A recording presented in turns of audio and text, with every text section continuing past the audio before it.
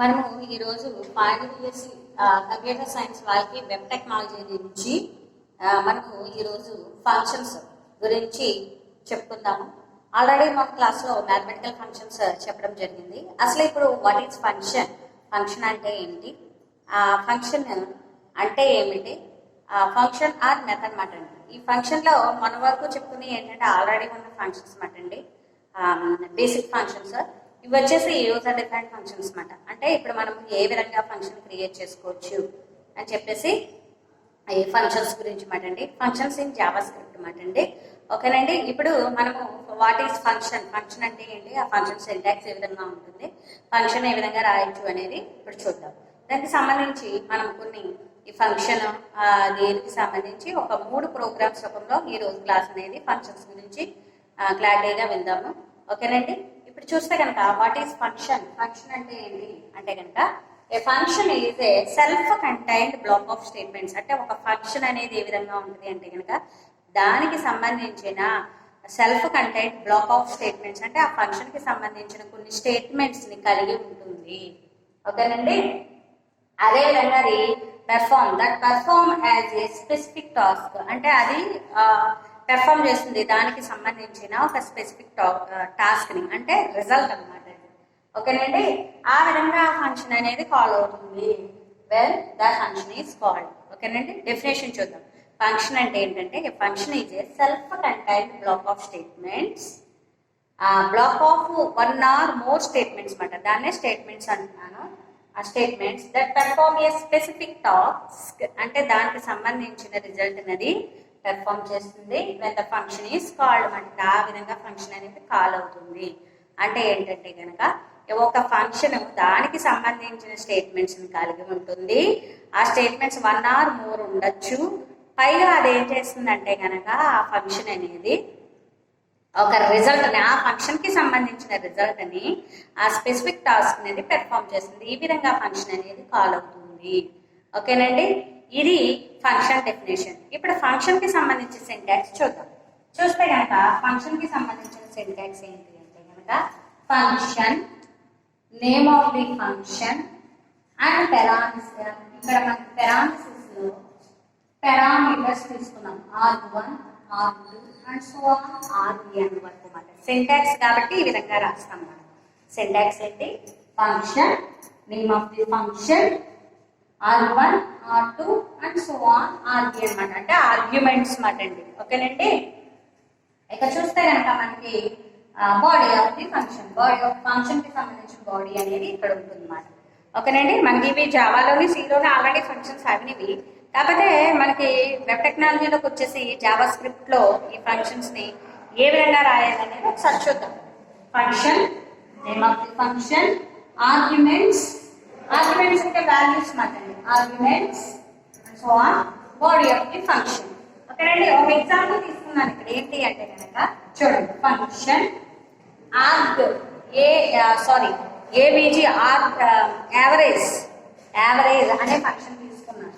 Average అంటే ఏంటి, ఈ ఫంక్షన్ వచ్చేసి యావరేజ్ ఫంక్షన్ ఏం చేయాలి అంటే కనుక కొన్ని ఆర్గ్యుమెంట్స్ ఇస్తే, అంటే వాల్యూస్ ఇస్తే ఆ ఆర్గ్యుమెంట్స్ కి సంబంధించిన రిజల్ట్ ఆ యావరేజ్ అనేది ఈ ఆర్గ్యుమెంట్స్ కి సంబంధించిన రిజల్ట్ అయిన యావరేజ్ ని ఫైండ్ అవుట్ చేయాలన్నమాట. ఓకేనండి. చూస్తే కనుక మనకి ఫంక్షన్ ఏం చేస్తుంది అంటే కనుక function name of the function అని చెప్పి యావరేజ్ మాట్లాడి ఆర్గ్యుమెంట్స్ ఇచ్చాను 15, 20, 30 అని చెప్పేసి. ఓకేనండి.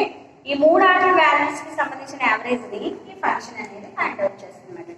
డైరెక్ట్ గా దాన్ని రాస్తున్నాను document dot right the function the average of the average values అని చెప్పేసి, లేదా యావరేజ్ నెంబర్ అని చెప్పేసి అక్కడ యావరేజ్ అనే దాన్ని ప్రింట్ చేసుకున్నాను అన్నమాట. అంటే ఏంటి అంటే కనుక ఫంక్షన్ అనేది ఏం చేస్తుంది అంటే కనుక ఇక్కడ చూస్తే యావరేజ్ ఫంక్షన్ ఏం చేసింది, యావరేజ్ ఫంక్షన్ కి ఏం చేసింది అంటే కనుక దానికి సంబంధించిన క్యాలిక్యులేషన్ అయిన యావరేజ్ ఏదైతే ఉందో, ఓకేనండి, ఆ ఫార్ములా ఏముంటుంది, r1 + r2 + r3 and so on ఎన్ని అయితే ఉన్నాయో నెంబర్ ఆఫ్ ఆర్గ్యుమెంట్స్ అవి.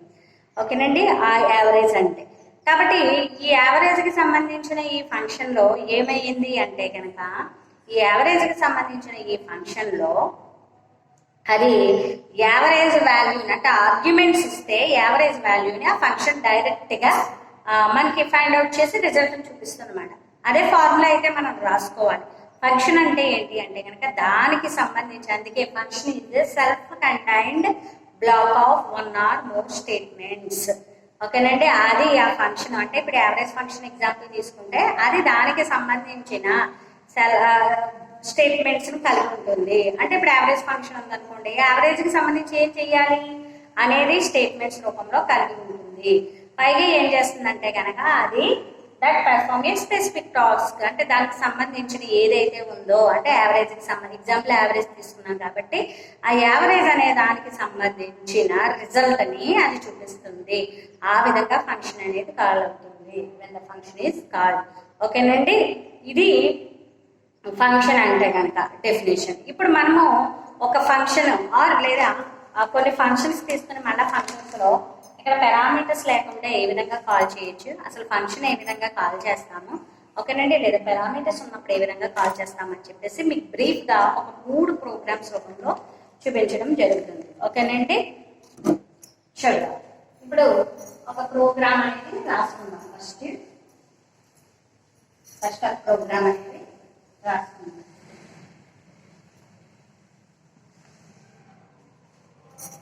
ఇవన్నీ కూడా ఏంటంటే ఫంక్షన్ ఏంటి అంటే కనుక యూజర్ డిఫైన్డ్ ఫంక్షన్స్. అంటే మనం కూడా ఫంక్షన్స్ ని క్రియేట్ చేసుకోవచ్చు. బేసిక్ ఫంక్షన్సే కాదు, ఇప్పుడు చెప్పిన యావరేజ్ ఫంక్షన్ ఆల్రెడీ ఉన్న ఫంక్షన్ అనమాట.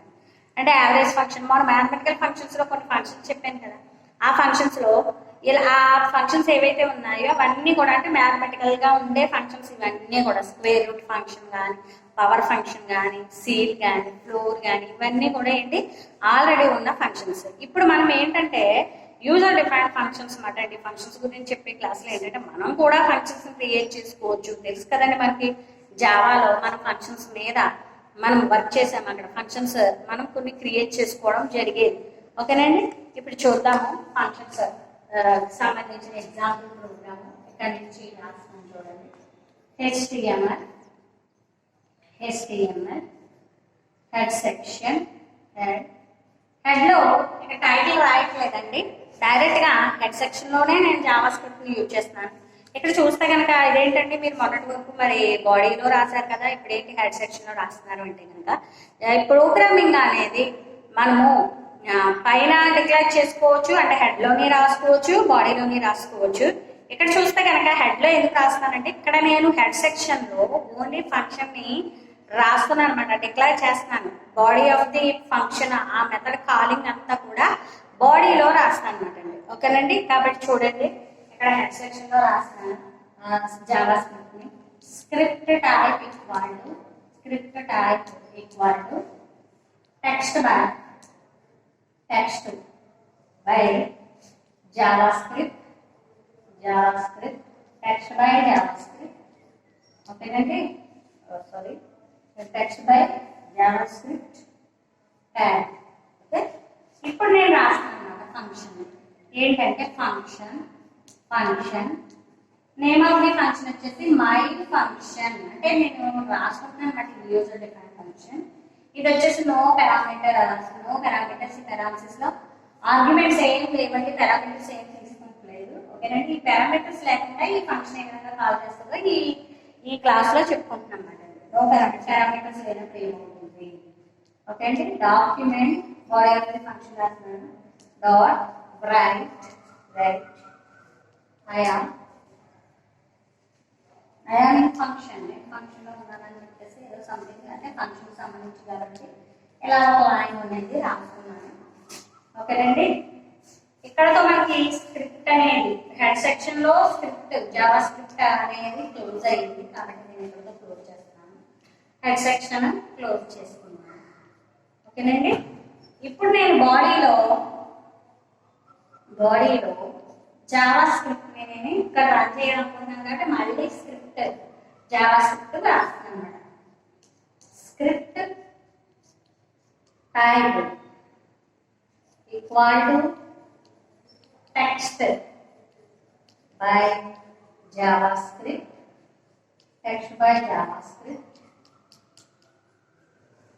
ఓకే, ఇప్పుడు నేను ఇక్కడ ఒక లైన్ లేకపోతే ఇక్కడ రాస్తున్నాను చూడండి. మీకు దీని పక్కన ఇలా కొంచెం ఈ విధంగా నేను తీసి ఇక్కడ మనం ఫేస్ మీద సరిపోదు కాబట్టి కొంచెం అర్థం చేసుకోవాలి. ఈ విధంగా ఈ లైన్లో రాస్తాను. ఓకే, ఇక్కడ వచ్చేసి మనకి డాక్యుమెంట్ డాట్ ఇప్పుడు ఏం చేస్తున్నానంటే కానీ ఫంక్షన్ కాల్ చేస్తున్నాను అనమాట. రెండో బాడీలో ఉన్న జావా స్క్రిప్ట్ ఎందుకు రాస్తున్నానంటే పైన ఫంక్షన్ డిక్లేర్ చేసుకున్నాను, ఇప్పుడు కాల్ చేయడానికి కింద రాస్తున్నాను అనమాట అండి. బాడీలో రాస్తున్నాను ఏంటంటే document dot right, document dot write, this is this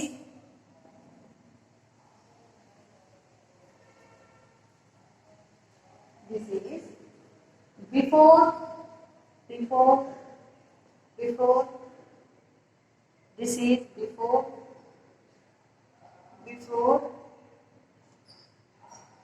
a function, before a function call, before a function call అని చెప్పేసి రాశాను. రెండోది ఏం చేశానంటే document dot write VR tag ని రాస్తున్నాను. విఆర్ ట్యాగ్ ఏంటంటే ఎంటర్మెంట్. ఓకేనండి, ఇప్పుడు ఇక్కడ ఫంక్షన్ కాల్ చేస్తున్నాను అన్నమాట. మై ఫంక్షన్ ఇక్కడ మై ఫంక్షన్ ఫంక్షన్ వచ్చేసి మై ఫంక్షన్ కదా. ఈ ఫంక్షన్ ని ఇక్కడ డాట్ ఆపరేటర్ తో సారీ ఇక్కడ ఫంక్షన్ ని ఇక్కడ కాల్ చేస్తాను అండి. దీనే కామెంట్స్ గా రాస్తున్నాను. Call the function, call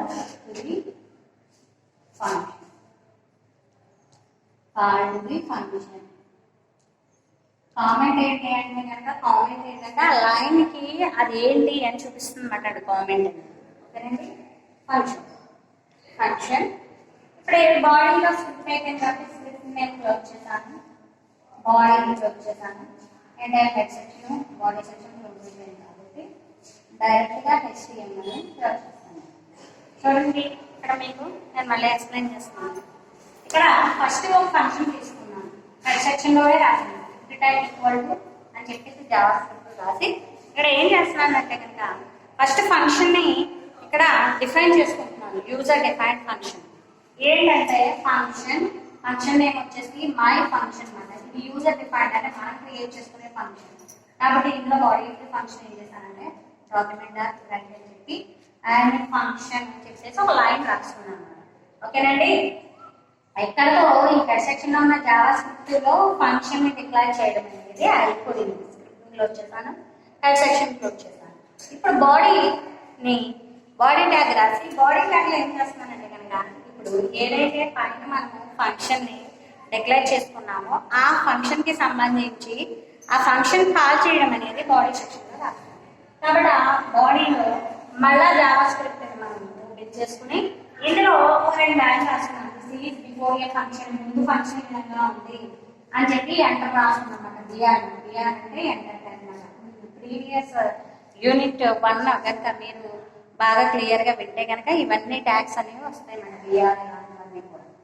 next వచ్చేసి ఎప్పుడైనా ఫంక్షన్ కాల్ చేస్తాం మై ఫంక్షన్ అని చెప్పేసి కాల్ చేస్తాం అనమాట. అందుకే ఇక్కడ కామెంట్ లో రాశాను. దీని అర్థం కాల్ ది ఫంక్షన్. ఓకేనండి, ఇప్పుడు అర్థమైంది కదండి. ఈ ఫంక్షన్ ఇక్కడ డిక్లేర్ చేసుకున్నాను, అదే బాడీ సెక్షన్ లో ఫంక్షన్ కాల్ చేస్తున్నాను. ఇక్కడ మనకి హెడ్ సెక్షన్ లో ఫంక్షన్ ని రాయడం జరిగింది, డిక్లేర్ చేయడం జరిగింది.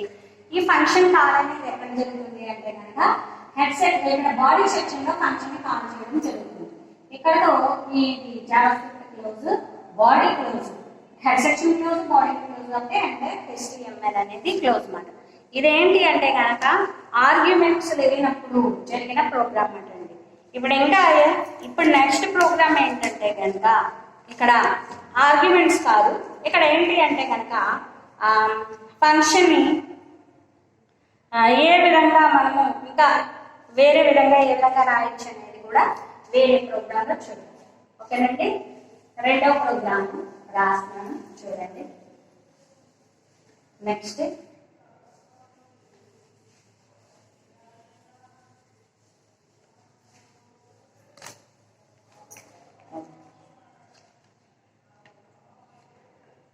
ఫంక్షన్, ఇది రెండో అన్నమాట. Function my function, my same function ఇదే ఫంక్షన్ తీసుకున్నా. ఇక్కడ కూడా ఆర్గ్యుమెంట్స్ లేవు. కాకపోతే ఈ ఫంక్షన్లో ఏం రాస్తున్నాను, ఒక రిజల్ట్ అనే దాన్ని చూపిస్తూ ఆ రిజల్ట్ని ఏ విధంగా రిటర్న్ చేయొచ్చు ఈ ఫంక్షన్కి సంబంధించి అనేది ఈ ప్రోగ్రాంలో రాస్తున్నాను. ఓకేనండి. ఫంక్షన్ మై ఫంక్షన్ అని చెప్పేసి ఇక్కడ ఎస్టీఆర్ అనే దాన్ని ఒక దాన్ని తీసుకున్నాను వేరుకుని. ఇందులో నేను ఒక లైన్ రాస్తున్నాను. I mean return type function. ఇదేంటి అంటే కనుక రిటర్న్ టైప్ ఫంక్షన్ కి సంబంధించిన example programme. Return type function కి సంబంధించిన ఎగ్జాంపుల్ ప్రోగ్రామ్. ఇక్కడ నేను ఎస్టీఆర్ అనే దానిలో ఒక లైన్ రాస్తున్నాను అనమాట. I have return type function అని చెప్పేసి. ఇప్పుడు ఎస్టీఆర్ అనే దాన్ని అంటే రిజల్ట్ రిజల్ట్ ఎక్కడ ఉంది, ఎస్టీఆర్ లో ఉంది. ఆ రిజల్ట్ ఏంటంటే I have function return type function అని చెప్పేసి. ఇప్పుడు ఆ ఎస్టీఆర్ ఆ రిజల్ట్ కి సంబంధించిన ఎస్టీఆర్ ఫంక్షన్ ని రిటర్న్ చేస్తాను అనమాట. ఇక్కడ చూస్తే కనుక రిటర్న్ అంటే ఏంటి అంటే కనుక రిజల్ట్ చూపించడాన్నే రిటర్న్ అంటారు. మనకు ఆల్రెడీ ఫంక్షన్స్ లో వస్తుంది. Call by value, call by reference ని అక్కడ మనం రాసుకుంటున్నప్పుడు ఆ ఫంక్షన్ సంబంధించిన రిజల్ట్ రిటర్న్ చేయడం కూడా అక్కడ చెప్పడం. రిటర్న్ అంటే ఏం లేదు, చూపించడము. అక్కడ దాన్ని ఆ రిజల్ట్ ని డైరెక్ట్ గా అక్కడ చూపించేయడం అట. రిటర్న్ అంటే ఒకసారి చూడండి. రిటర్న్ అంటే ఏంటి అంటే కనుక ముందు ప్రోగ్రామ్ లో చూస్తే కనుక ఈ ప్రోగ్రామ్ అంతా రాస్తున్నా చెప్పుకుందాము. చూడండి, ఇక్కడ బాడీ సెక్షన్ లో స్క్రిప్ట్ అనేది అయిపోయింది. స్క్రిప్ట్ ని క్లోజ్ చేశాను. అదేవిధంగా హెడ్ సెక్షన్ ని క్లోజ్ చేశాను. ఇప్పుడు నేను బాడీని రాస్తున్నాను. బాడీ రాస్తున్నప్పుడు ఇక్కడ వచ్చేసి script type equal to text line. మళ్ళీ ఇక్కడ ఎందుకు రాస్తున్నారండి అంటే టెక్స్ట్ లైన్ రాస్తున్నాను. ఓకే, చూద్దాం ప్రోగ్రామ్ అంతా రాసాక జావాస్క్రిప్ట్. దాని తర్వాత మళ్ళీ నేను ఒక 2 లైన్లు రాసుకుంటున్నాను. Document dot right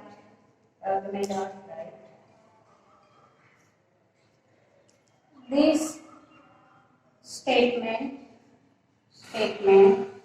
is before a function. ఒక ఫంక్షన్ ఉంది, ఈ విధంగా ఉంది అని చెప్పేసి అంటే అర్థమయ్యే విధంగా రాసుకుంటాను. నెక్స్ట్ మళ్ళీ డాక్యుమెంట్ డాట్ రైట్ బిఆర్. ఓకేనండి, బిఆర్.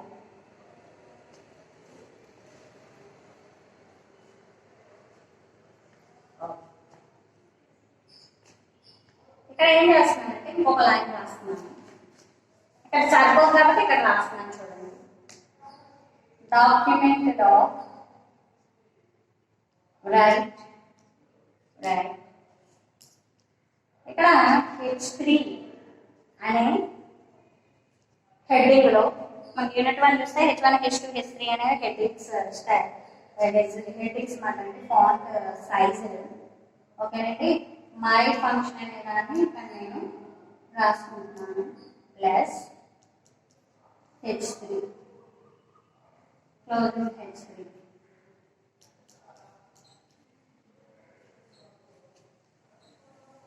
ఇక్కడతో స్క్రిప్ట్ అనేది Java script close, body close అంటే HTML క్లోజ్. ఓకేనండి, ఇక్కడ చూస్తే కనుక ఈ ప్రోగ్రామ్ ఒకసారి చూద్దాము.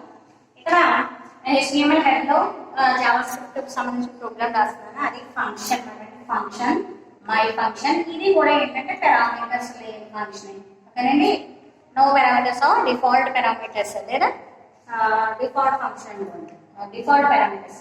చూస్తే కనుక ఇక్కడ ఎస్టీఆర్ అని చెప్పేసి ఒక రిజల్ట్ కి సంబంధించి ఒక దాన్ని తీసుకున్నాను అనమాట. ఒక వేర్బులో లేకపోతే స్ట్రింగ్ ఏదో దాన్ని తీసుకున్నాను రిజల్ట్ పెట్టడానికి. ఎస్టీఆర్ లో I have return type function అని రాశాను.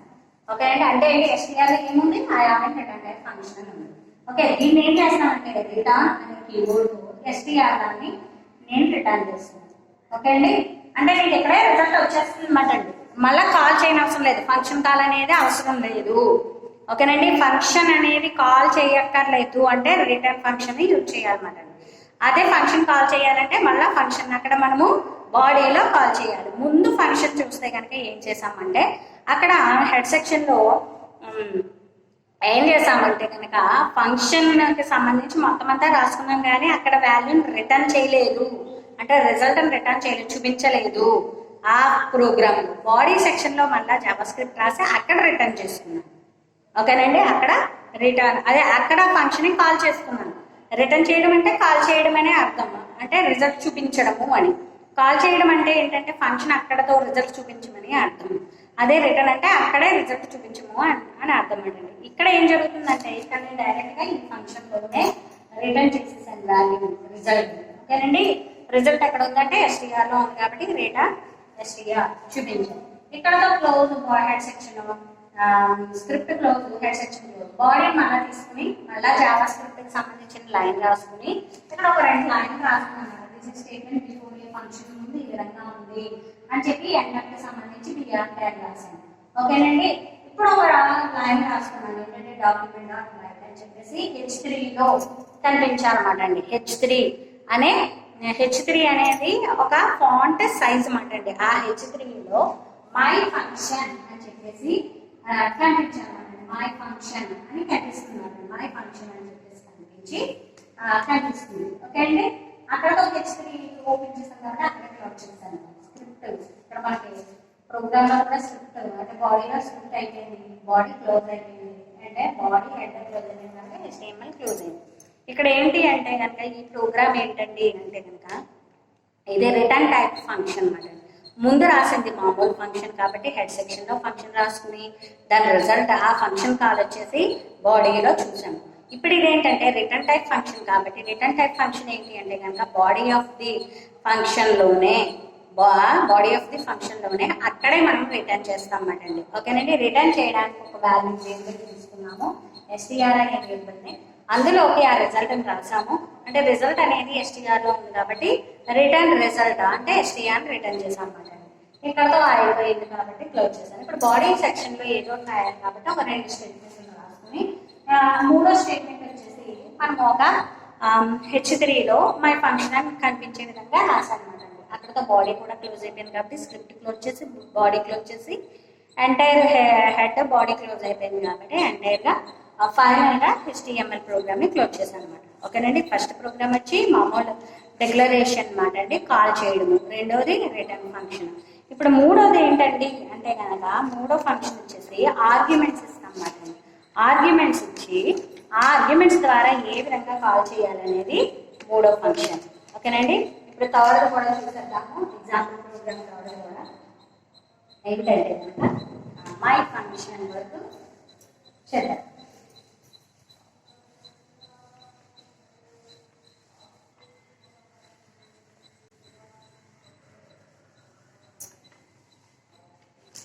My function HTML add JavaScript function my function s1 comma h2 and రెండు ఆర్గ్యుమెంట్స్ ని ఆర్ పారామీటర్స్ ని తీసుకున్నాను. తీసుకున్నాక ఇప్పుడు ఏం చేస్తున్నాను అంటే కనుక ఇక్కడ ఈ ఆర్గ్యుమెంట్ కి సంబంధించిన క్యాలిక్యులేషన్ పార్ట్ అనేది రాస్తున్నాను. మళ్ళీ STR తీసుకుని ఇదేంటంటే I am in return type function return type function I am in return type function ఇక్కడ రాస్తున్నాను. I am in return type function plus str1 plus str2 అంటే ఈ రెండు స్ట్రింగ్స్ ని కూడా నేను ఇక్కడ క్లోజ్ చేస్తున్నాను. రెండాటిని కూడా కలుపుతాను అనమాట. దీని అర్థం ఏంటంటే కనుక I am in return type function అని చెప్పేసి 2 పారామీటర్స్ తీసుకుని ఆ 2 పారామీటర్స్ 2 వాల్యూస్ ని యాడ్ చేస్తున్నాను అనమాట, కలుపుతున్నాను అనమాట. దీని అర్థం I am in return type function అని చెప్పేసి str1 plus str2 మాత్రమే. ఓకేనండి, ఈ విధంగా రాస్తాను. ఇప్పుడు ఏంటంటే కనుక str2 ఇక్కడ మనం బ్రాకెట్లో వచ్చేది కాబట్టి బ్రాకెట్లో వచ్చేది కాబట్టి ఈ విధంగా రాసేసాను. ఇప్పుడు ఏం చేస్తామంటే STRలో ఏముంది, STR1 వాల్యూ 1 ప్లస్ వాల్యూ 2 ఉంది కాబట్టి ఇక్కడ ఏంటి అంటే కనుక ఇక్కడ ఏం చేస్తామంటే కనుక రిటర్న్ ఎస్టీఆర్ని రిటర్న్ చేస్తున్నాం. అంటే ఇదేంటంటే ఇప్పటి వరకు 2 ప్రోగ్రామ్స్ కూడా నో ఆర్గ్యుమెంట్స్ ఏం లేవు, కానీ ఈ ప్రోగ్రామ్లో ఆర్గ్యుమెంట్స్ ఉన్నాయి. ఆ ఆర్గ్యుమెంట్స్ ఉపయోగించి క్యాలిక్యులేషన్ చేస్తున్నాం అన్నమాట. ఓకేనండి. S1 S2 అనేవి పారామీటర్స్, దీనికి సంబంధించిన ఆర్గ్యుమెంట్స్ STR1 STR2. కాబట్టి ఈ 2 కూడా యాడ్ చేసి అది STR లో పెట్టాం కాబట్టి STR అనేది రిటర్న్ చేసాం అన్నమాట. ఓకే అండి. ఇక్కడతో ప్రోగ్రామ్ సంబంధించి script close, body head close, head section close. ఇప్పుడు నేను బాడీ రాస్తున్నాను. ఈ బాడీలో మళ్ళా script tag equal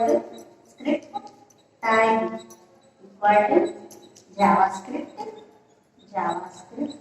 script tag equal to Java script అని రాసాక ఇక్కడ ఈ 2 స్టేట్మెంట్ చెప్పకుండా ఉండవలసింది.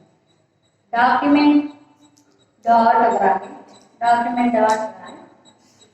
This statement is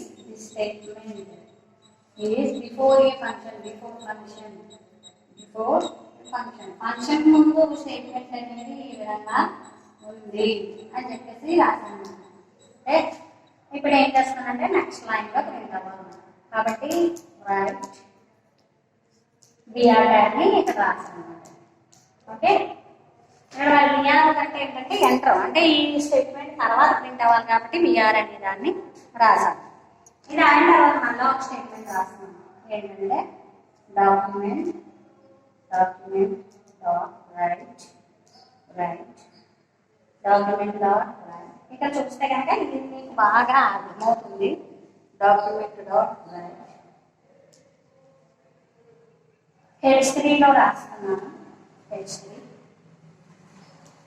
plus my function.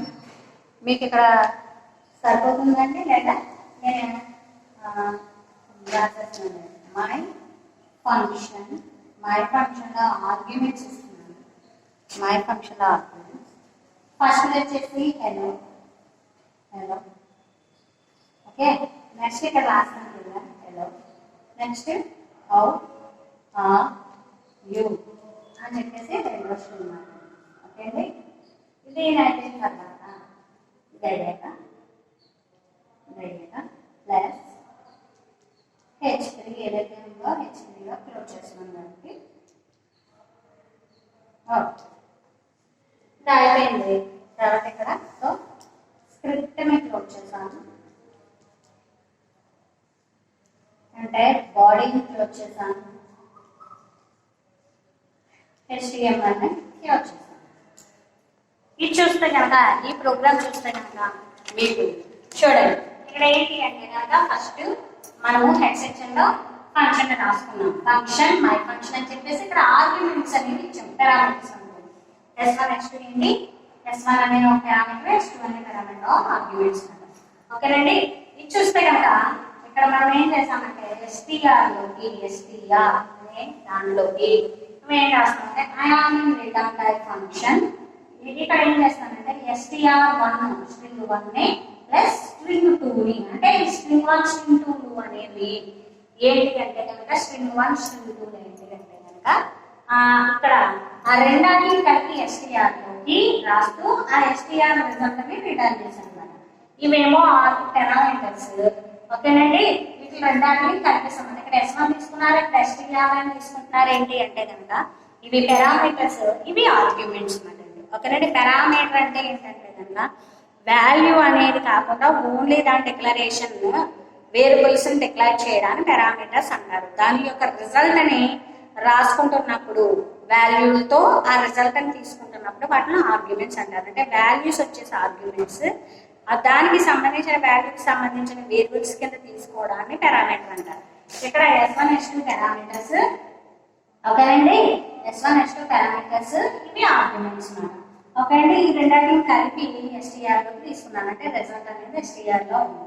ఇప్పుడు స్క్రిప్ట్ ని క్లోజ్ చేశాను, బాడీ హెడ్ సెక్షన్ ని క్లోజ్ చేశాను. ఇప్పుడు బాడీలో మళ్ళీ జావా స్క్రిప్ట్ ప్రోగ్రామ్ రాసుకుంటూ ఇక్కడ ఏం చేస్తానంటే ఒక 2 లైన్లు రాసుకున్నాను ముందు దాని.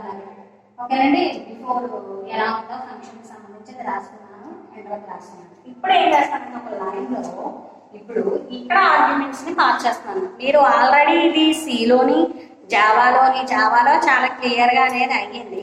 కాకపోతే ఒకసారి మీరు చూసేయండి. ఇక్కడ ఏం జరుగుతుంది అంటే కనుక ఇక్కడ చూడండి H3లో రాసుకుంటాం అనమాట. అంటే ఇదంతా కూడా H3లో కనిపించాలి. ఫాంట్ సైజ్ సంబంధించి H3లో మై ఫంక్షన్ అని చెప్పేసి ఉంది కదా. ఈ మై ఫంక్షన్ ఇక్కడ ఈ రెండు పారామీటర్స్ కి సంబంధించిన ఆర్గ్యుమెంట్స్ ఏంటంటే S1 వచ్చి హలో, S2 వచ్చేసి హౌ ఆర్ యు. ఓకేనండి, ఇక్కడ H3 వచ్చేసాను చూడండి. S1 వచ్చి హలో, S2 వచ్చేసి హౌ ఆర్ యు. కాబట్టి ఈ ఫంక్షన్ కాల్ చేసినప్పుడు ఏమవుతుంది, హలో అనేది S1 అయింది, అక్కడ వచ్చేసి హౌ ఆర్ యు అని చెప్పేసి S2 అయింది. ఇప్పుడు ఏమైంది అంటే కనుక ఇవే ఆర్గ్యుమెంట్స్ కింద తీసుకుని ఈ పారామీటర్స్ ఆ వాల్యూస్ తీసుకుని ఈ ఆర్గ్యుమెంట్స్ రూపంలో STR1 అంటే హలో అని చెప్పేసి, STR2 అంటే హౌ ఆర్ యు కలిపి ఈ రెండు కూడా హలో హౌ ఆర్ యు అనే రిజల్ట్ ప్లస్ కదండి. అనే రిజల్ట్ ఎక్కడ ఉంది, STR లో ఉంది. కాబట్టి రిజల్ట్ STR రిటర్న్ చేస్తుంది. ఓకేనండి, డైరెక్ట్ గా ఇక్కడ మీకు హలో హౌ ఆర్ యు అని ఈ విధంగా రాస్తే మనకి అక్కడ మనకి రిజల్ట్ లో హలో హౌ ఆర్ యు అని చెప్పేసి అవుట్పుట్ అనేది రావడం జరుగుతుంది H3 ఫాంట్ సైజ్. ఓకేనండి, మీకు అర్థమైందండి. సెకండ్ ప్రోగ్రామ్ లో ఏం చేసాము, అది ఆ ఫంక్షన్ అక్కడతో కాల్ చేసామన్నమాట. ఓకే, ఆ ఫంక్షన్ అక్కడతో ఏంటి డిఫాల్ట్ గా ఏదైతే ఉందో అది అక్కడ రిటర్న్ అయింది. అదేవిధంగా ఇప్పుడు కూడా ఇక్కడ దీంట్లో ఏంటంటే ఆర్గ్యుమెంట్స్ ఇస్తున్నాను, అంటే వాల్యూస్ ఇచ్చేస్తాను అన్నమాట. Hello how are you S1 S2 తీసుకుని బాడీ లో ఈ విధంగా ఇందులో వెళ్ళి ఈ ఆర్గ్యుమెంట్స్ కింద వెళ్ళి STR1 STR2 రెండు కూడా వెళ్ళి అక్కడ మనకి ఆ రెండు వాల్యూస్ కూడా రిటర్న్ అవ్వడం జరిగిందన్నమాట. రిటర్న్ అంటే ఏంటంటే రిజల్ట్ చూపించడాన్ని రిటర్న్ అంటామన్నమాట అండి. ఓకేనండి, రిటర్న్ రాసుకోలేదు అంటే ఫంక్షన్ ని కాల్ చేసుకోవాలి. లేదు అనుకుంటే కనుక ఫంక్షన్ ని డైరెక్ట్ గా ఇక్కడ రిజల్ట్ అనేది ఫంక్షన్ రిటర్న్ చేసేస్తే రిటర్న్ లో ఆ రిజల్ట్ కి సంబంధించింది రాస్తే రిజల్ట్ అనేది చూపించేస్తుంది డైరెక్ట్ గా. లేదు అనుకుంటే ఫంక్షన్ ని కాల్ చేయాలి. ఇక్కడ మనకి ఫస్ట్ ఫంక్షన్ లోనేమో కాల్ చేసాము, ఫస్ట్ ప్రోగ్రామ్ లో కాల్ చేసాము. రెండోది ఏం చేసాము అంటే కనుక పారామీటర్స్ ఆర్గ్యుమెంట్స్ ఏమీ తీసుకోకుండా నో పారామీటర్స్ రాసుకుంటూ దాన్ని రిటర్న్ చేయడం చూసాము. ఇంకా థర్డ్ దాంట్లో ఏంటంటే కనుక పారామీటర్స్ కూడా తీసుకుని అంటే ఆర్గ్యుమెంట్స్ కూడా తీసుకుని రిటర్న్ చేయడం అనేది చూసాము.